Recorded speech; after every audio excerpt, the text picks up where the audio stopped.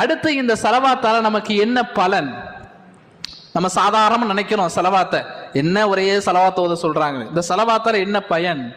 அல்லாஹுடைய தூதர் ஸல்லல்லாஹு அலைஹி வஸல்லம் சொன்னார்கள், ஒருத்தர் அதிகமா செலவாத்து ஓதிட்டே இருக்காரு, அவருடைய வாழ்க்கையில அதிகமான செலவாத்து இருந்தா இதன் துக்ஃபா ஹம்மக, ஸல்லல்லாஹு அலைஹி வஸல்லம் சொன்ன வார்த்தை, கவலைகளே நமக்கு இருக்காது. வீட்டை பத்தி கவலை, பிள்ளைகளை பத்தி கவலை, பொருளாதாரத்தை பத்தி கவலை, இப்படி கவலைகள் மனுஷனுக்கு இருக்கா இல்லையா? இந்த கவலைகளே நமக்கு இருக்காதுன்னு ஸல்லல்லாஹு அலைஹி வஸல்லம் அவங்க சொன்னாங்க. இப்போ கவலைகளுக்கு மருந்து என்னன்னா ஸலவாத். இப்ப நம்ம புலம்புறோம், அதையே பத்தி திங்க் பண்ணிக்கிட்டே இருக்கோம், கவலைகள் இன்னும் அதிகமாகும். ஒண்ணு புரிஞ்சுக்கோங்க, கவலைகள் நமக்கு இருந்துச்சுன்னா மற்ற வேலை ஓடாது. மனசுல ஒரு கவலை, ஒரு கஷ்டம் இருந்துச்சுன்னா வேற வேலை செய்ய தோணவே செய்யாது. வீட்டு வேலை பார்க்க முடியாது, சரியா நம்ம வேலை பார்க்க முடியாது.